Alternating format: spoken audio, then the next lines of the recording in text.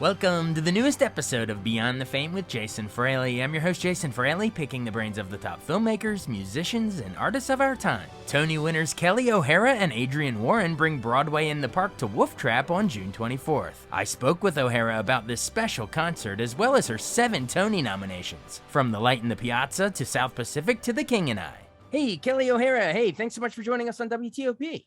Thanks for having me, Jason. We're talking because you are participating in a really cool thing at Wolf Trap. I think Signature Theaters actually helped putting it on too, but it's going to be at Wolf Trap. It's called Broadway in the Park. It'll be you and Adrienne Warren, who is, I think, a Virginia native, actually. And you'll be, you'll be doing? I guess you're singing some great Broadway tunes. I think we're going to sing great Broadway tunes. We're going to sing together and separately, and I think we're going to have wonderful choruses singing with us. I just think it's going to be one of those nights that feels like we're all back together and celebrating art, and I really can't wait, honestly. Now, could you give us a little hint at some of the songs that we might hear if we come to the show? Well, I don't want to give it all away, but I think you'll hear some from both of us that are sort of representative of what we've done on Broadway. I'm sorry, I have some dinging there. But then we're going to sing a song together that I think might be unusual, that I don't want to give it away, but we're going to sing a song that wouldn't be necessarily expected, but we've sung it one time before together, and I love it. It's from a newer musical that was on Broadway a couple of years ago that neither of us did, and it was sung by a man, but we've made it into a duet because of its wonderful subject matter. Okay, great. Yeah, so you have to turn out to the concert to see what exactly that one is. But I mean, come on, how often do you get to see two Tony winners sharing the stage here in our area at Wolf Trap? Obviously, you won for The King and I revival, and Adrienne Warren won as Tina Turner in the Tina Turner musical. So yeah, it's gonna be a great time. Not to mention all the other shows that you both have done that you can pluck different songs from. It's gonna be really cool. Now, how often have you? I mean, I assume you've performed at Wolf Trap before, right? I'm trying to remember if I have. I think Adrienne definitely has. I think you mentioned she's a native of somewhere around there. I'm trying to remember if I have before. All I know is that when I announced that I was going to be there, I had so many people say, "Oh my gosh, it's the best. It's the best. You're going to love it. It's so wonderful out there. It's such a great experience, the way the shows are put on." And so that excites me, and it sounds like it's going to be a great event. Yeah, you'll enjoy it. It's the cool thing is it's basically like it's inside a national park. So it feels like you're like surrounded by nature, but this really cool state of the art, all wood acoustic venue. It's a really cool spot. It's gonna be great. Awesome. So whenever I have someone on, I love to hear sort of, your creative journey as well. So I know what you grew up in, what was it, Tulsa, Oklahoma? Well, no, I was born in Tulsa, but I grew up on the other side of the state in Elk City, Oklahoma, and then sort of all over the state, to be honest. I was my parents moved to the middle of the state, and I went to college there, and then I moved to New York to go to acting school after I got an opera degree. So I'm sort of all over the place when it comes to art. But then it led me to Broadway, and now I do a little Broadway, a little Met Opera, a little TV, and I try to do as much as I can. And Adrienne, who has just had such an amazing ride recently, and now she's making film and television and done a lot of Broadway shows. The two of us share a team, and it's been wonderful to get to know her and see her star rise. And so I'm excited to have this sort of night where I think it couples two very different genres and two different types of performing together. So I think it'll make for a very diverse show as far as the music styles. And so it's not often you get a chance to do something like that. And so, I'm excited about it. Tell me about that first, you get that first Tony nomination for The Light in the Piazza. How big of a breakthrough in your career was that? Well, it was amazing. I will be very honest and say, some people grow up all their lives going to Broadway, thinking about the Tonys. But I grew up in this little town in Western Oklahoma, and I didn't visit New York until I was 21 years old. I didn't watch the Tonys until I was about 20 years old. It wasn't on my radar. And so when I got that, it became on my radar. I did my first couple of Broadway shows in the city, and I thought, wow, I see how this all goes. And so when I got that first Tony nomination, I was just I was pinching, I couldn't believe, I was sort of gobsmacked that it was even happening. And then as the years went by, and I'm so lucky to say that I did all those shows, and I kept returning to the Tonys 7 times. It was the sixth nomination that I did finally take home the prize. But by that time, I it was such a celebration to be able to stand there and thank my parents and thank all the people I'd ever known. But at the same time, I had lived my life in this business, for better or for worse, winning and losing and doing all the things. And so I was more proud to stand up there and say that I've had a career, than just that I had won an award. I had built my life by that time, 2 children. But I look back on it all, and that Tony Award, it does sort of cap something in this beautiful way. And so when I look at it, I think about it as a celebration, not for just the show or the role, but sort of a whole lifetime as I was building up. And there's more to go. I have more to go, but that's what it felt like. It felt like a celebration of all of that work. Oh yeah, plenty more to go, yeah, and but beyond just the awards and the accolades, because that's all nice and all, but it's the actual work and the Yeah. creativity that matters and what I actually care about. So I was if we could rapid fire, I'd love just a quick memory of what either your co-stars or what it was like playing the roles in each of these things. So let me just say The Light in the Piazza, what do you think of? And then let's go boom boom boom through them. So Light in Okay. Piazza, memories of that role. Light in the Piazza. I took that thing all over this country before it came, worked on it for 5 years total with leading men like Stephen Pasquale and then finally Matthew Morrison, who we know from Glee, and my wonderful Victoria Clark. That show really cemented sort of my love of the craft of the work. It was my first time working with Adam Gettle and Craig Lucas and Bart Shear. And then, of course, I would go on with Bart Shear to do 3 other Broadway shows. The next one was, well, you want to say them or do you want? Yeah, I'll break up the sound bites for you. So yeah, cool. All right, and then the Pajama Game. I mean, that was a big one as well. The Pajama Game was one of the most fun things I've ever done in my life. I could have done it forever. Harry Connick Jr. Did something different on the stage every single night. It didn't feel as much like a Broadway show as it felt like a single performance at Radio City Hall every night. But people like Michael McKean and just made that whole show just come alive. We had the most amazing dancers, Kathleen Marshall choreography and direction. It was a joy. It made people happy, and that was the purpose of it for me, is that joy that it brought people. Oh yeah, and you brought people joy again. Rodgers and Hammerstein's legendary South Pacific revival. That must have been fun.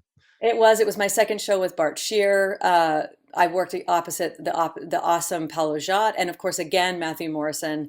It also felt like a deeper project for me. It had more of a moral tone. Even though it is a musical comedy, it had a great center subject matter of racism that we learned a lot about. We studied the World War II, all that history. And I have family from Arkansas. It just sort of all felt very personal and educational, and so I really loved that journey. And Danny Burstein, of course, and Loretta Ablacer, everybody. It was just wonderful. Oh yeah, and then we're going from Rodgers and Hammerstein on that one to now the Gershwins on Nice Work If You Could Get It.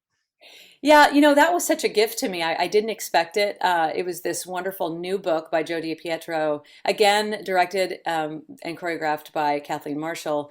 But it put me with Matthew Broderick, which just gave me laughs every night. And then other people like Chris Sullivan, who became one of my best friends. We all know him as Toby in This Is Us. And then Michael McGraw. It was one of those things that just made me laugh all the time, but it had this old score, and I come from that kind of music. I used to grow up listening to the Great American Songbook and the records, and so it was like I was going home for the music, but I was getting to do a different version of myself, which was that sort of silly, comedic, funny thing, and that's another one I could do again. Like I think sometimes I dream about a reunion version of that one. Well, maybe it will happen. You never know. Yeah. Cool. And then the next one, Bridges of Madison County, was your next nomination. That must have been a challenge because obviously it started as a book, but then there's the Clint Eastwood directed film in the '90s, and now you're bringing it to the stage. Yes, we started working on that. I started with Jason Robert Brown and Marsha Norman in its early stages. And again, it paired me up with Bart Shear for the third time. And Steve Pasquale, who I'd known since early days in Light in the Piazza, I just loved every minute of that. It was a very different role for me, very unlike myself, although it had the sort of farm themes, which I grew up on a farm in Oklahoma, so I was raised by a farm wife, and I understood so much of it, and I didn't understand so much of it. She's from Italy. She's an Italian woman. It was one of those things that challenged me vocally and as an actor in a way that I could probably say that it's my favorite of all my roles I've ever played. One of the best scores I've ever gotten to sing. But when it finally came to Broadway, after all this work and these workshops for years, the timing of it was tough because I literally just gave birth to my second child, and so when we started the work of it, I was so heavy and emotionally, elsewhere in my mind. But it ended up being such a cathartic and beautiful thing to do at that time too, very emotional. So I look back on it with just nothing but a swelling heart.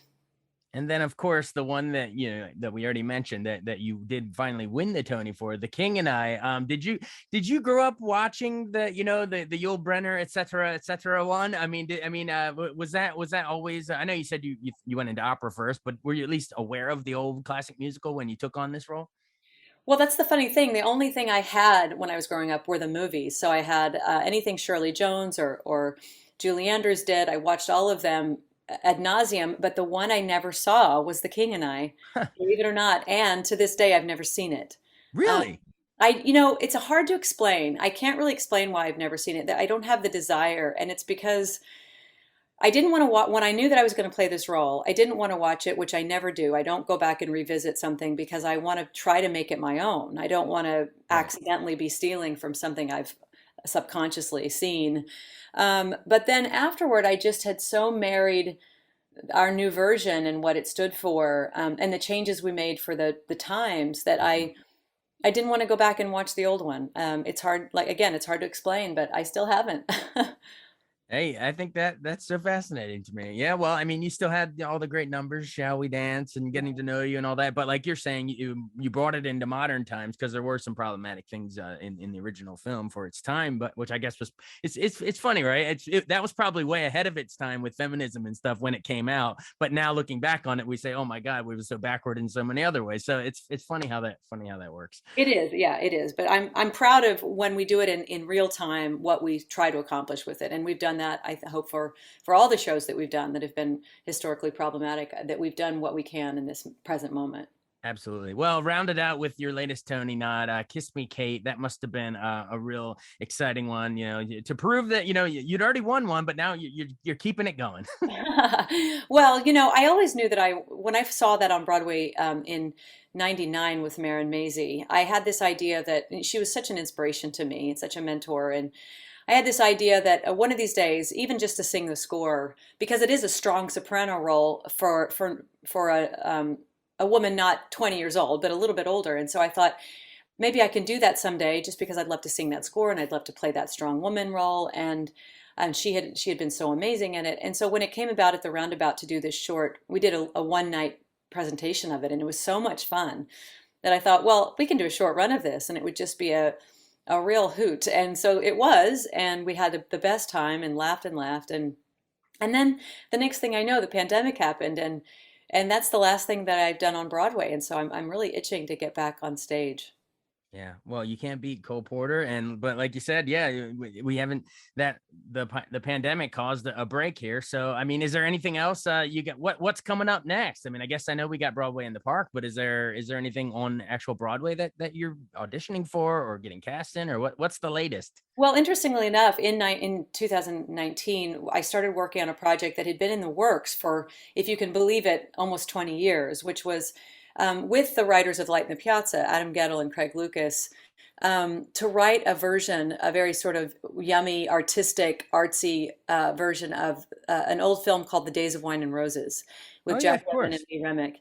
And when I was doing Light in the Piazza a long time ago, I had this idea. I had just done Sweet Smell of Success with Brian Darcy James, and people would say in our get up, we were all dressed up in the '60s. They'd say, "Oh, you look like Lee Remick, and he looks like Jack Lemmon," and we both had this sort of dark dark theatrical chops to do something like Days of Wine and Roses. And so Adam and Craig sort of took it on, and it changed hands over the years. Adam was writing it, and then it stopped, and then it went back into development. So finally we pulled it out again, and it's completed, and it's a beautiful, and I think some of Adam's very best composition and Craig's writing. And we did a big workshop over the pandemic in masks and everything, and we really have something wonderful on our hands. And now we're just looking for the home for it. And also the schedule, because what the pandemic did to most of us is it led us in other directions. I'm shooting the Gilded Age on HBO now, and so Right. it sort of messes with my schedule. But as soon as we get an opening and we can all come together, I think it's a show that is really worth finding a home for on a stage very soon.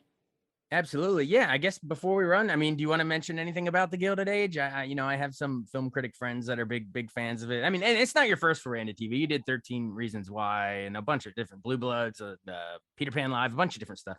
But why has the Gilded Age been so fun here recently?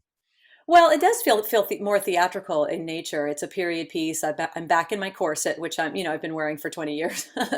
um, but I'm working with some of the best theatrical greats of my time. People that I've looked up to my whole life, and so that has been one of the biggest gifts of this whole thing, is just being able to be in a room with them, working, studying this history in our country, which is very interesting and strange, the Gilded Age, and the history in New York. And so I feel like it's just been an education, and sort of like going back to drama school in a way, just really having fun with it. But I'll never stop missing standing on a stage with a live audience.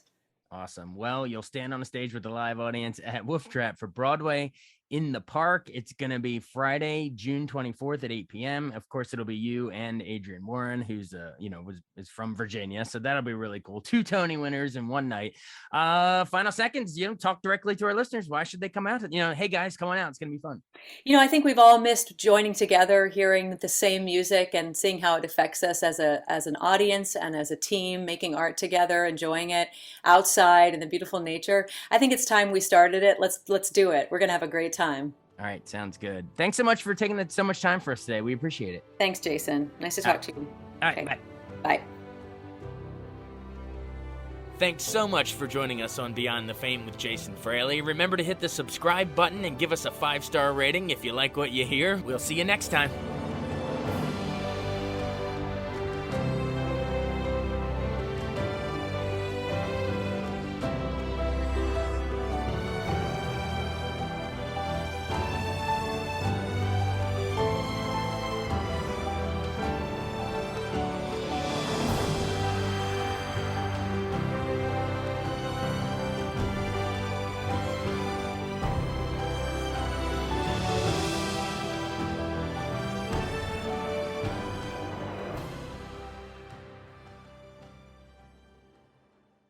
I wanted to take a second to tell you about an app I really enjoy. Living in the DC area is great, and Podcast DC gathers all of the local shows that I like all in one local app. Health, sports, local news, politics, and so much more. Podcast DC is the new local app with hundreds of DC area podcasts to choose from. I can earn exciting rewards just for listening and share the podcasts I love instantly. Available in the App Store or in Google Play, listen local with Podcast DC.